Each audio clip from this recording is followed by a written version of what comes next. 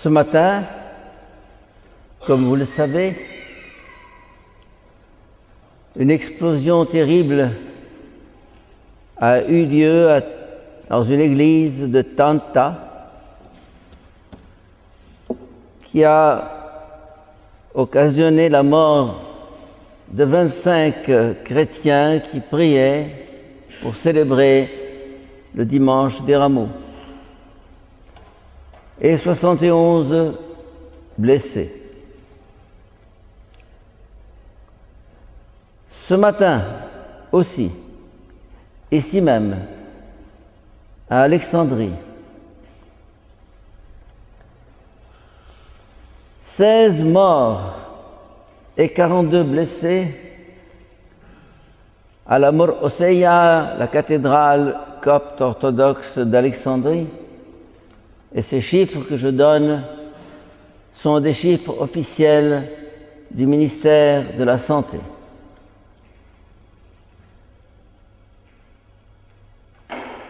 Ce matin, une bombe a été désamorcée sur la ligne de tramway qui passe devant le collège Saint-Marc. Ce matin,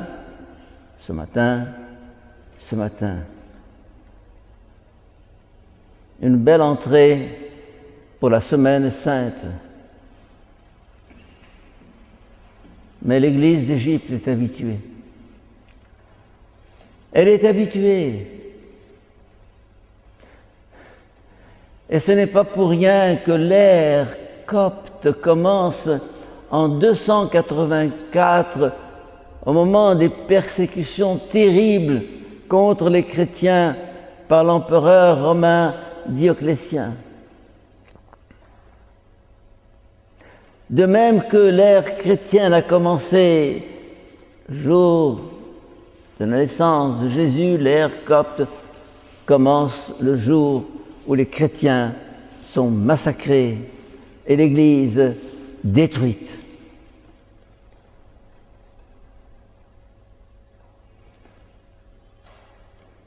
Oui, ils sont arrivés à réduire le nombre de chrétiens qui étaient 100% de l'Égypte, car l'Égypte était tout entière chrétienne. Et c'est par la conquête, la menace, l'intimidation que 90% ont passé à l'islam, mais le reste c'est 10%. Mais les 10% qui s'accrochent à leur église et à leur foi et à leur croix. Et ils en sont fiers. Et ils la montrent. Voilà, je suis chrétien. Ils ne la cachent pas. Ils n'ont pas honte. Ils n'ont pas honte. Ailleurs, dans le monde, on a honte d'être chrétien. Pas partout, heureusement. On se cache. C'est mal vu. Parce que, voilà, le courant général fait que c'est pas bien vu. Eh bien, en Égypte, on n'a pas peur, on n'a pas honte de son christianisme, on n'a pas honte de la croix, qu'on la brandit sur le poignet où elle est tatouée depuis la naissance, ou qu'on la brandit sur la poitrine, ou qu'on la brandit au sommet des églises. Ce n'est pas un simple symbole, un simple ornement, c'est vrai. L'église, la croix est plantée au cœur de notre église d'Égypte, dans la chair de nos chrétiens.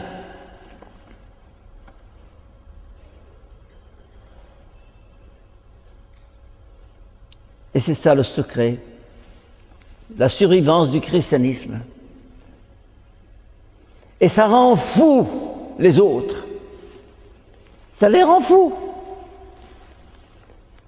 Ils s'attendent à ce qu'on réponde à la violence par la violence et à la haine par la haine.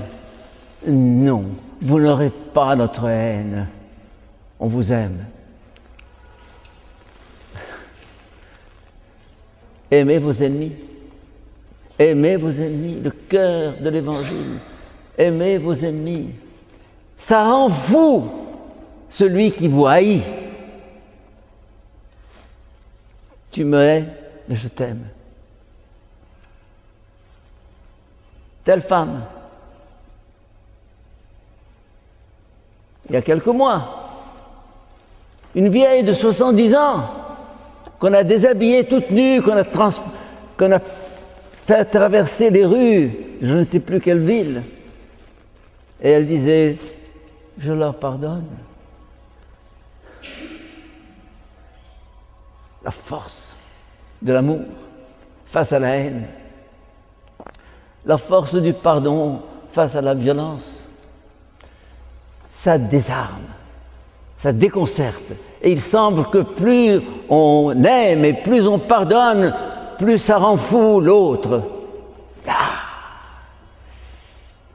Et encore, et quelques jours, la veuve d'un homme qui a été torturé pendant 15 jours avant de mourir en prison pour sa foi chrétienne, elle disait, je leur pardonne.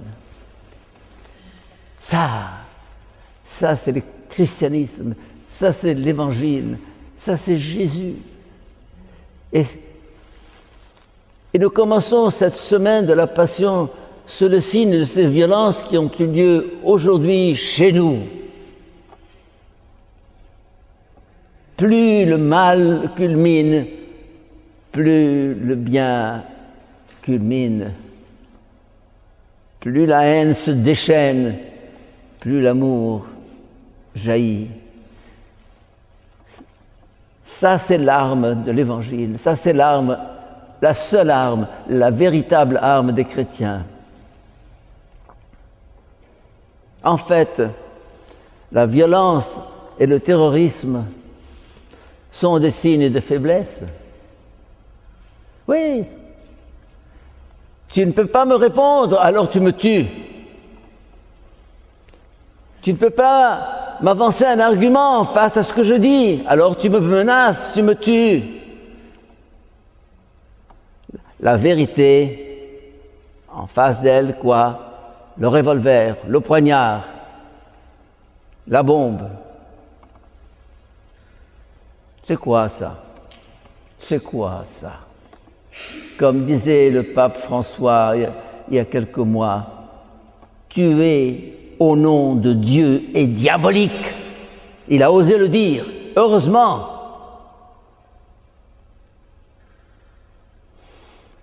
Oui, les forces du mal se déchaînent, comme nous allons le voir cette semaine sainte, cette semaine avec Jésus, traîné comme un condamné à mort, insulté, flagellé, bafoué, crucifié.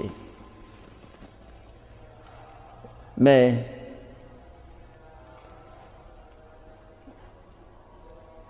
l'amour aura le dernier mot. L'amour aura le dernier mot. Et c'est par l'amour que le Christ a gagné, a triomphé. Pierre a voulu recourir au glaive. Remets ton glaive. À sa place, celui qui tue par le glaive périra par le glaive. C'est pas par là que je vaincrai, et c'est pas par là que j'ai vaincu. Cette victoire du Christ sur la mort passe par sa victoire sur la haine et le péché. Mes chers amis, malgré notre sang qui bouillonne comme celui de Pierre, malgré notre désir de vengeance qui nous habite, il faut demander au Seigneur de nous donner le courage de dépasser cela pour passer au pardon et à l'amour. Amen. Pour ceux qui fuient devant la guerre, nous te prions, Seigneur. Pour ceux qui tombent sous les bombes, nous te prions, Seigneur. Pour ceux qui souffrent le déchirement ou la séparation,